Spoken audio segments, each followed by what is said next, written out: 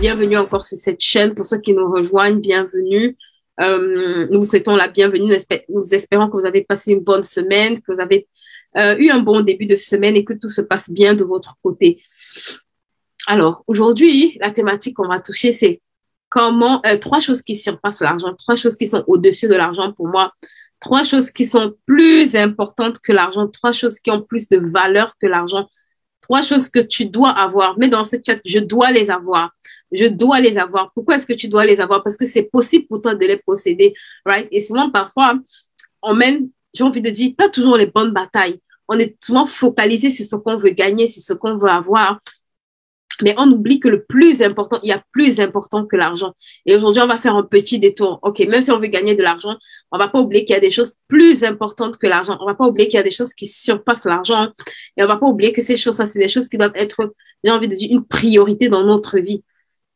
C'est vraiment la priorité dans notre vie. Si tu dois posséder quelque chose beaucoup plus que l'argent, c'est assurément ces trois choses. Il n'y a pas que trois choses, il y a beaucoup plus que trois choses, mais je t'assure, si vraiment,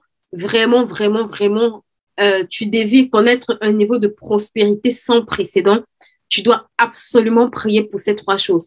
Tu dois absolument demander au Seigneur ces trois choses.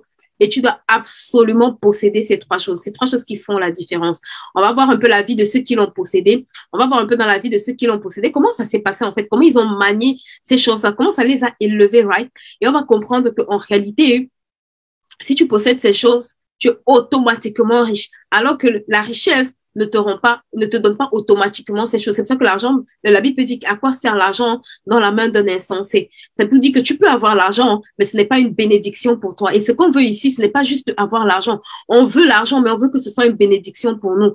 On veut l'argent, mais on veut que cet argent soit une bénédiction. C'est pour ça qu'il est écrit que nous sommes bénis de toutes les bénédictions dans les lieux célestes. On est bénis. Pourquoi? Parce que il y a plus que l'argent. Il dit pas vous possédez l'argent, non. Il dit vous êtes bénis. Pourquoi? Parce que parce que l'argent n'est qu'une conséquence de la bénédiction que j'ai et que je manifeste, right? Donc, ça fait vraiment partie des choses qu'on va toucher aujourd'hui et qu'on va voir aujourd'hui. D'accord. L'une des premières choses que je vais partager avec vous et qui pour moi est extrêmement importante, vous allez voir, c'est tellement vrai que même Dieu s'engage à nous le donner, right? Même Dieu dit non, je suis obligé de vous donner ces choses-là. Je suis obligé de vous donner ça parce que ça a un caractère ô combien important. Il y a plusieurs choses, mais aujourd'hui, je vais m'attarder sur trois.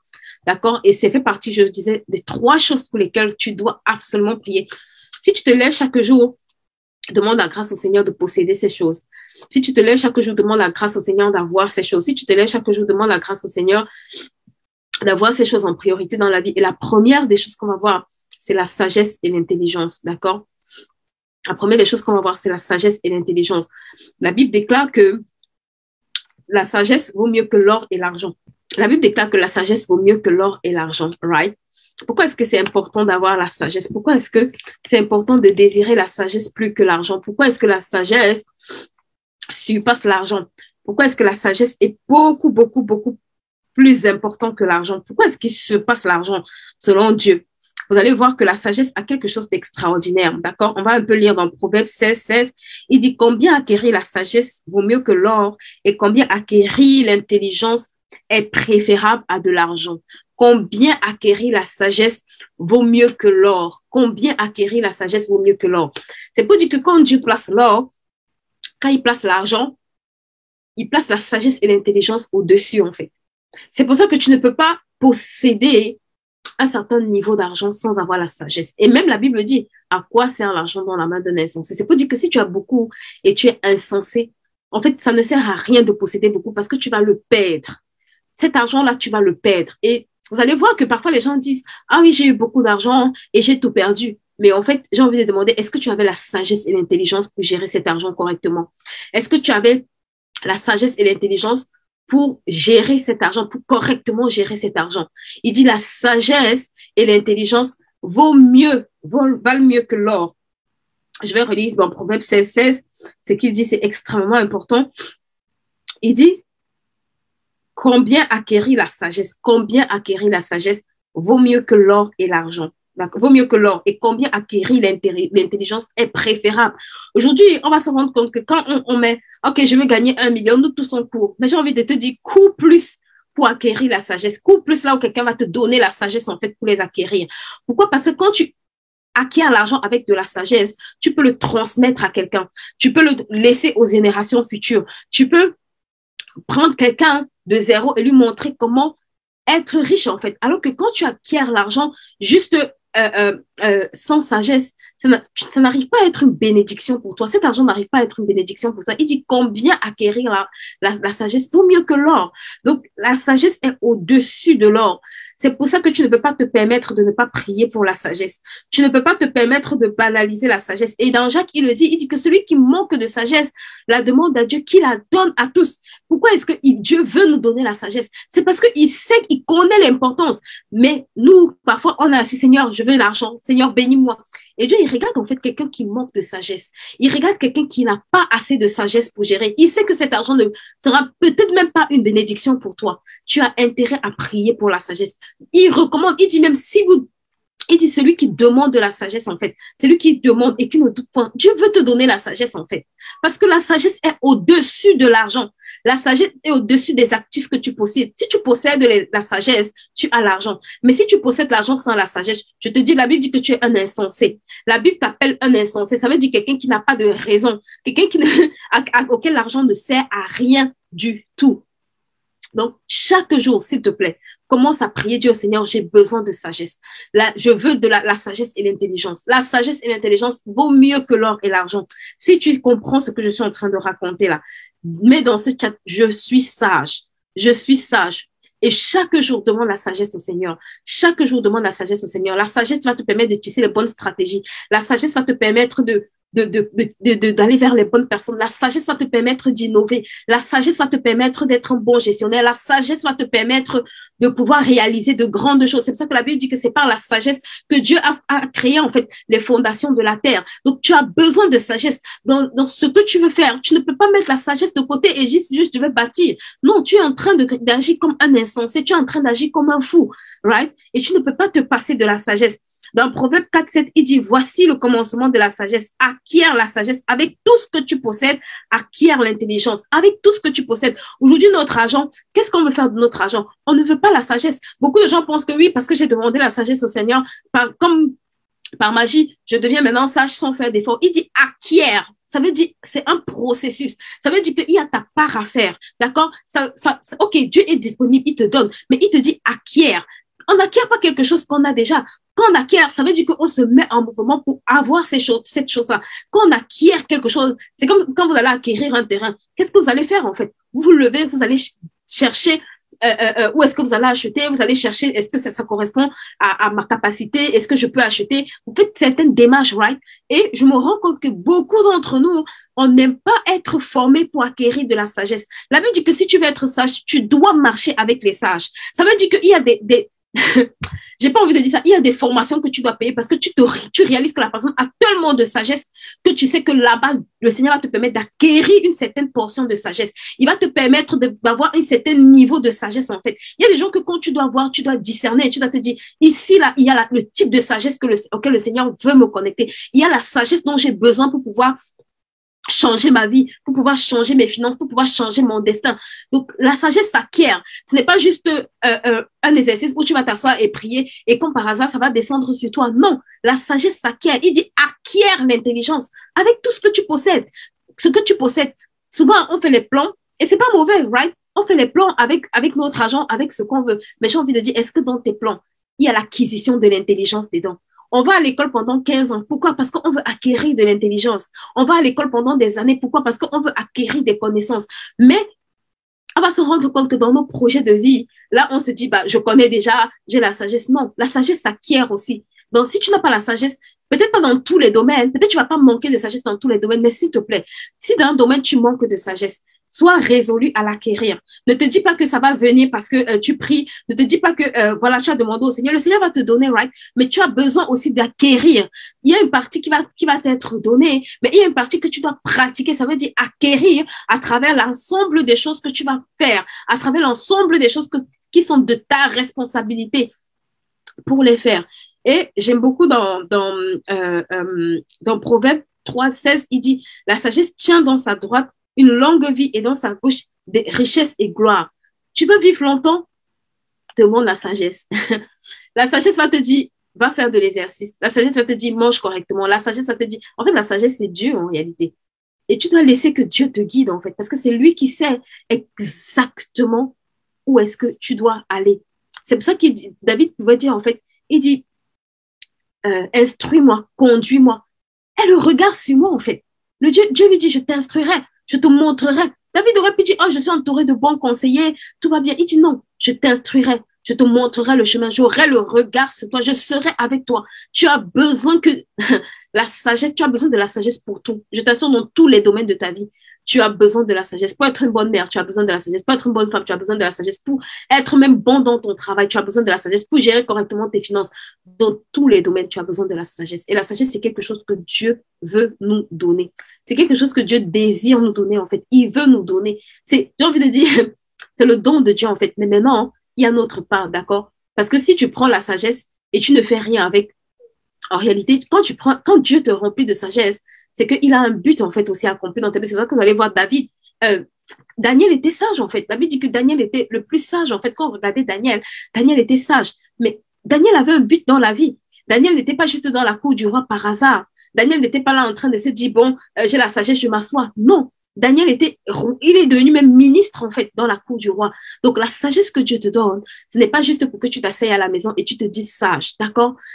Et beaucoup de gens, j'ai envie de dire, luttent pour posséder, mais en réalité, tu as juste besoin d'être sage. Parce que si tu es sage et que tu mets certaines choses en application, la conséquence, c'est que tu auras plus. La conséquence, c'est que tu auras plus. Si la sagesse vaut plus que l'or et l'argent, ça veut dire que quand tu as la sagesse, tu as beaucoup plus que l'or et l'argent. En gros, ça fait déjà partie des acquis pour toi. C'est déjà quelque chose d'acquis pour toi. C'est déjà quelque chose de non négociable pour toi. Donc, tu dois prier pour la sagesse. Tu dois prier pour être rempli de sagesse. Seigneur, remplis-moi de sagesse. Je veux être une femme sage. C'est pour ça que la Bible dit que c'est la femme sage qui bâtit. La femme insensée, regarde, il dit la femme insensée renverse de ses propres mains. La femme insensée, c'est pas celle qui n'a pas d'argent. La femme insensée, c'est pas celle qui est stupide. La femme insensée, c'est celle qui n'a pas la sagesse. C'est celle qui méprise la sagesse. C'est celle qui ne fait aucun cas de la sagesse. C'est pour ça qu'il dit la femme sage bâtit sa maison. Et la femme insensée, elle fait quoi? Elle la renverse de ses propres mains. C'est pour dire que tu peux avoir l'argent, mais tu es en train de renverser ta maison. Tu peux posséder de l'argent, mais tu es en train de détruire ta maison. Tu peux avoir de l'argent, mais en fait, tout ce que tu fais, comme tu manques de sagesse, tu ne te rends même pas compte que tu n'es pas en train de bâtir. En gros, ce verset est en train de nous dire que quand tu n'as pas la sagesse, en fait, tu ne bâtis pas, tu es en train de démolir. Même si tu as l'argent, même quel que soit le niveau d'argent que tu as, s'il te plaît, s'il te manque la sagesse. Dieu n'a pas dit que si les chrétiens me demandent la sagesse est disponible pour quiconque la demande à Dieu. D'accord? Il n'a pas dit qu'il y a c'est pour certaines catégories de personnes. Il dit quiconque, ça veut dire que toi et moi, on est qualifiés pour avoir la sagesse. On est qualifiés pour avoir un niveau de sagesse, pour marcher dans la sagesse divine, pour marcher dans la sagesse de Dieu, pour acquérir la sagesse de Dieu. On est qualifié pour ça. Et tu dois prier chaque jour pour avoir la sagesse. Parce que je t'assure que dans tous les domaines, pour prendre de bonnes décisions, tu as besoin de sagesse. Pour te comporter correctement, tu as besoin de sagesse. Tu dois prier pour être full of wisdom, pour être rempli de sagesse, pour vraiment demander au Seigneur la grâce d'avoir la sagesse. Donc ça, c'est la première chose que je veux que tu notes. Je dois prier pour la sagesse. Je veux que tu notes ça. Je dois prier pour la sagesse. Et partage encore ce live, s'il te plaît. Dis à quelqu'un qui manque de sagesse. Dis à quelqu'un qui avait peut-être beaucoup d'argent hier et qui aujourd'hui a tout perdu, que peut-être il t'a manqué de sagesse. Viens écouter ce live, s'il te plaît. Parce que souvent, on se dit que j'ai perdu beaucoup d'années. Mais ce que tu ne comprends pas, c'est que si tu reproduis les mêmes choses, les 10 prochaines années, les 15 prochaines années ne seront pas meilleures. D'accord? Parce que tu as besoin d'avoir la sagesse pour faire les choses différemment. Tu as besoin d'acquérir la sagesse pour corriger les choses que tu as fait, que tu as mal faites. Tu as besoin d'avoir la sagesse avec toi pour te dire, OK, hier, je réagissais mal. Hier, je réagissais dans la colère. Hier, je réagissais comme ça. Mais aujourd'hui, je fais le choix ou bien je suis enseignée et je vais réagir différemment. Je vais fonctionner différemment. Je vais marcher différemment. Donc, la sagesse et l'intelligence sont au-dessus de l'argent. C'est au-dessus de l'argent. S'il te plaît, prie pour ça beaucoup plus que pour ce qu'il y a dans ton compte bancaire. Prie pour la sagesse beaucoup plus que ce qu'il y a dans ton compte bancaire. D'accord? C'est quelque chose qui va énormément te propulser. Je vous assure, si vous voyez les hommes sages dans la Bible, ils ont été propulsés. Daniel a été propulsé. Joseph a été propulsé. David a été propulsé. Pourquoi? Parce qu'ils étaient remplis de la sagesse de Dieu. C'est pas qu'ils n'ont pas fait d'erreur, non, mais ils étaient sages. D'accord? Ils étaient remplis de sagesse.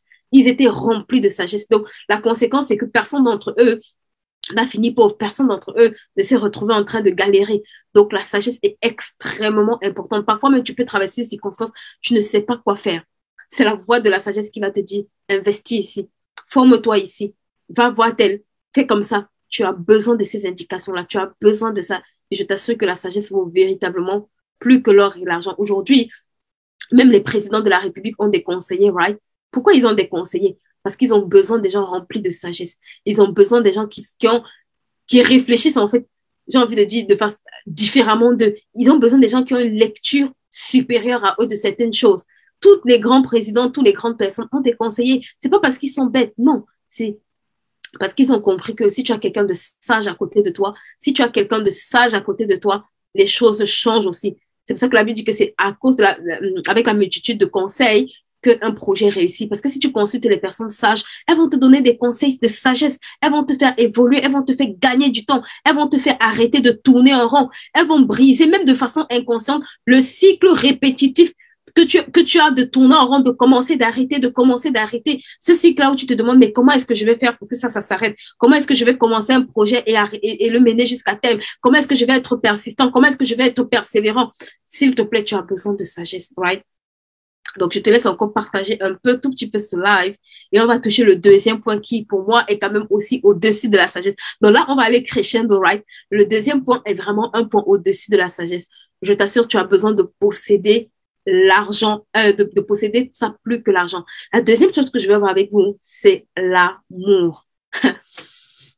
S'il te plaît, parfois on se dit qu'on aime. Et franchement, l'une des choses que je me rendais compte, c'est que parfois je me rendais compte que, en fait, entre ma façon d'aimer à moi et la façon d'aimer du Seigneur, il y avait un très grand décalage. Je me disais, like, oh my God, Seigneur, accorde-moi la grâce d'aimer comme tu aimes, en fait, parce que je me rendais compte que ma façon d'aimer était totalement, j'ai envie de dire, à l'opposé de ce que Dieu attendait. D'accord? Et tu as besoin de l'amour. Pourquoi? Parce que l'amour, en fait, c'est Dieu lui-même. Et l'amour surpasse. La Bible dit que, en fait, l'amour, c'est l'accomplissement de tous les commandements, right? Et on va lire, en fait.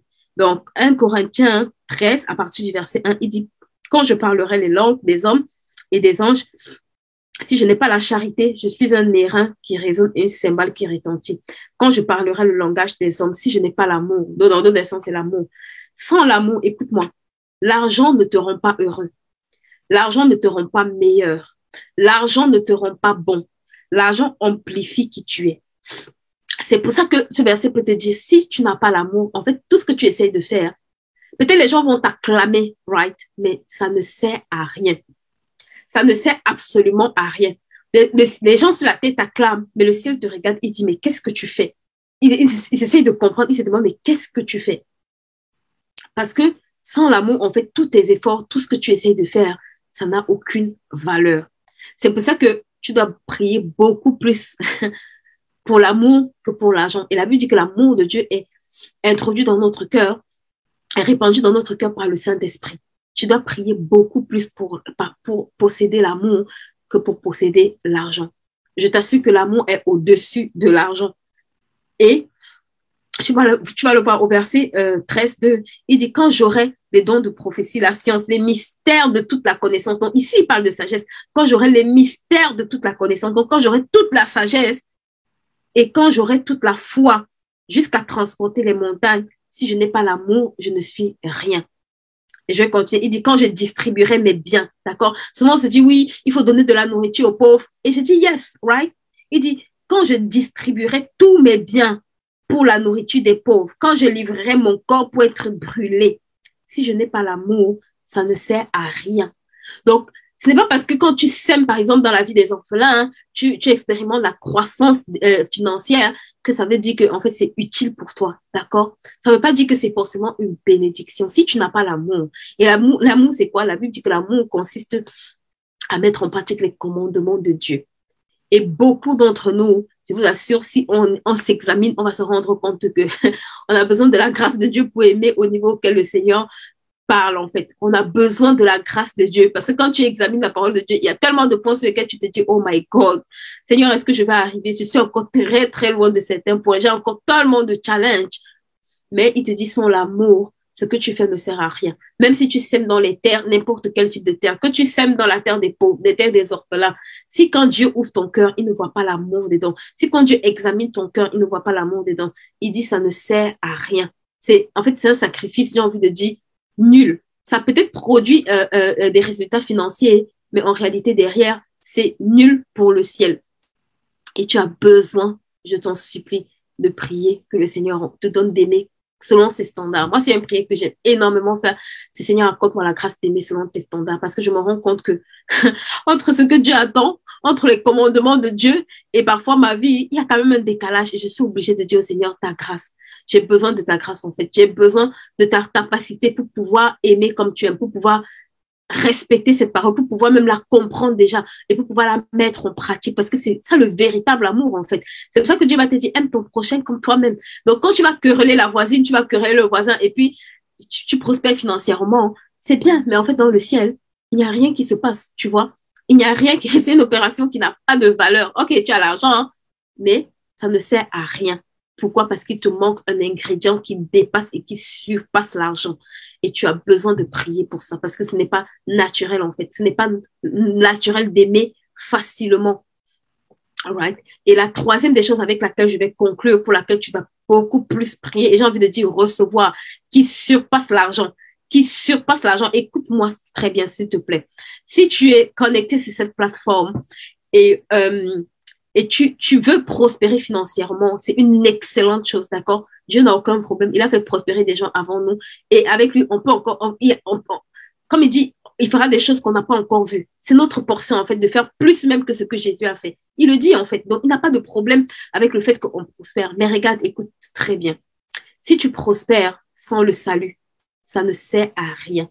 Beaucoup de gens prospèrent. Mais tu sais, tout ce qu'on a sur la terre ici, la personne ne meurt avec des habits, personne ne meurt avec des immeubles, personne ne meurt avec ça en fait, right? Et ce n'est pas la quantité de choses que tu possèdes sur la terre qui te fait entrer au ciel, s'il te plaît. Ce n'est pas la quantité de choses que tu possèdes sur la terre qui te fait entrer au ciel. Tu as besoin du salut. Le salut, c'est la seule chose qui te fait entrer au ciel. C'est la seule chose qui te garantit que quand tu finis de vivre sur la terre, tu peux retourner dans ta patrie céleste, tu peux retourner auprès de Dieu. Donc, si tu es sur cette chaîne, s'il te plaît, et que tu ne sais pas de quoi je parle, attends, je vais te lire un verset pour t'aider parce que la Bible dit que Dieu a mis dans le cœur de l'homme la pensée de l'éternité. Il n'y a aucune personne qui, quand elle vit, elle ne se demande pas si je meurs, où est-ce que je vais aller. Et moi, je dis toujours aux gens, tu peux te tromper en te disant que je fais du bien. J'ai envie de dire, regarde, si tu faisais du bien, tu n'aurais même pas besoin de mourir. D'accord? Si notre bien nous qualifiait, et quand j'ai envie de dire à la personne, sur les 506 millions que tu as en Île-de-France seulement, en France, les 506 millions de personnes, si on regarde le pourcentage de personnes à qui tu fais du bien, est-ce que tu penses que ça te qualifie? Je pense que vraiment tu es disqualifié. Donc, ce n'est pas à cause de tes œuvres. Ce n'est pas à cause de tes œuvres parce que nos œuvres ne peuvent pas nous racheter. Et tu as besoin du salut. Avant l'argent, je t'en supplie, tu as besoin d'avoir la conviction dans ton cœur que si je meurs aujourd'hui, là, je ne vais pas en enfer. Parce que tout ce qu'on possède sur la terre, tout ce qu'on gagne sur la terre, personne ne meurt avec ça. Qu'importe le niveau d'argent que tu as, je vois les gens, j'ai vu des vidéos où les gens se faisaient enterrer avec leur diamant. J'ai envie de te dire que mon frère, même si tu te fais enterrer avec le diamant de toute la terre, ça ne te donne pas le salut. Tu ne seras pas sauvé. Et je vais vous lire un passage en fait, dans Éphésiens 2:8, il dit, car c'est par la grâce que vous êtes sauvés, par le moyen de la foi, et cela ne vient pas de vous, c'est un don de Dieu. C'est pas la grâce. C'est quelque chose de gratuit. C'est quelque chose que Dieu veut te donner. C'est quelque chose qui surpasse l'argent. Pourquoi? Parce que c'est le plus grand sacrifice, en fait, que Jésus a fait pour l'humanité. Parce que l'homme, regarde, quand on est venu sur la terre, là, on a trouvé tout ce qu'il y avait sur la terre. Et quand on va partir, on va laisser tout ça. D'accord? Donc, qu'importe le niveau de richesse que tu atteins, qu'importe le niveau d'argent que tu atteins, c'est une bonne chose. Mais s'il te plaît, si tu n'as pas la conviction dans ton cœur que tu es sauvé, si tu n'as pas cette conviction, cette paix intérieure que tu es réconcilié avec Dieu, je t'en supplie, ton argent n'est pas une bénédiction. L'argent n'est qu'une bénédiction. Si tu sais que, OK, aujourd'hui, si je laisse ça sur la... Déjà, ça me permet d'accomplir quelque chose. Et de deux, tu sais que si je laisse ça sur la terre, je peux aller dans un endroit où je ne vais pas brûler, d'accord? Je peux aller dans un endroit où ce n'est pas le lac de feu qui m'attend. Donc, s'il te plaît, le salut est plus important. Et le salut s'obtient comment? La Bible dit juste en croyant dans notre cœur que Jésus est mort pour nos péchés, Parce que la Bible dit que le salaire du pécheur, c'est la mort. D'accord? C'est pour ça que tout homme meurt. Même l'homme qui discute que je n'ai pas péché là. La preuve de ton péché, c'est que tu meurs. La preuve du fait que nous sommes pécheurs, c'est qu'on meurt. La Bible dit que le salaire du pécheur, c'est la mort. Mais le don gratuit de Dieu, c'est la vie éternelle. Ça, c'est un don qui surpasse toute forme d'argent. C'est pour ça que même si tu possèdes n'importe quoi que tu possèdes, si tu possèdes la vie éternelle, tu es beaucoup plus riche que quelqu'un qui a tout l'argent de la terre et qui refuse en fait le salut et qui refuse en fait le sacrifice de Jésus et qui refuse ce grand prix-là qui a été payé pour lui. Et la Bible dit comment est-ce qu'on acquiert le salut? Simplement en croyant dans son cœur que Jésus est mort pour ses péchés et en le confessant comme Seigneur et Sauveur. Ça veut dire qu'à partir du moment où tu reconnais que tu as une vie de péché et que tu demandes la grâce au Seigneur de pouvoir venir vraiment retirer cette vie-là en toi, de pouvoir te mettre sa propre vie. La Bible dit que si tu confesses de ta bouche que la Seigneurie du Seigneur Jésus, tu es sauvé en fait. Si tu reconnais dans ton cœur qu'il est mort, pourquoi? Pour tes péchés. Parce que c'est le péché qui nous crée la mort. Alors lui, comme il est mort déjà pour tes péchés, tu reçois ce don gratuit qui est la vie éternelle. Donc, s'il te plaît, si tu es sur cette chaîne et que tu n'as jamais fait cette prière, s'il te plaît, j'ai envie de dire, on va faire quelques instants juste pour prier. Dis au Seigneur, Seigneur Jésus, je te rends grâce parce qu'aujourd'hui, j'ai entendu que ma vie a plus d'importance que l'argent que je possède. Ma vie vaut plus que l'argent que je possède. À tes yeux, ma vie vaut plus que l'argent que je possède. Je te demande pardon pour toutes mes fautes, pour toutes mes transgressions. Aujourd'hui, je veux me réconcilier avec toi. Aujourd'hui, je veux revenir à la maison. Aujourd'hui, je veux faire la paix avec toi et je veux vraiment recevoir ce don gratuit qui est la vie éternelle en Jésus-Christ. Et si tu fais ça d'un cœur sincère et que tu commences à chercher le Seigneur sincèrement, je t'assure que tu vas voir que l'argent que tu possèdes est une véritable bénédiction. Tu vas voir que l'argent que tu possèdes, l'argent ne peut pas te donner la joie, d'accord? L'argent ne peut pas t'apporter la paix. C'est pour ça que vous allez voir les gens qui ont l'argent, ils se suicident parfois. Pas tout le temps, mais une bonne partie d'entre eux, ils se suicident. Une bonne partie d'entre eux, ils ont des angoisses. Ce n'est pas parce qu'ils sont nuls, non. C'est pas parce qu'ils ne savent pas faire certaines choses, non. C'est simplement parce que si tu as l'argent, sans la paix, sans la joie, sans l'assurance du salut là, ce n'est pas une bénédiction en réalité, tu vois. Tu as l'argent hein, qui est juste un aspect, mais le véritable, ce qui est important, te manque. Donc, s'il te plaît, si tu as fait cette prière, tu peux nous contacter si tu veux, ou alors échanger avec nous, parce que c'est quelque chose qui est vraiment primordial, c'est au-dessus de l'argent. Il n'y a aucun sacrifice que tu peux faire qui égale la croix, qui dépasse ou qui surpasse la croix en fait. La croix vaut beaucoup plus que les tonnes et les tonnes et les tonnes de milliards. On ne peut même pas valoriser la croix. Ça a une valeur tellement immense que Dieu a dit qu'il n'y a plus de sacrifice qui puisse surpasser ce sacrifice-là. Donc voilà, c'est ce que je voulais partager avec vous aujourd'hui. Si vous êtes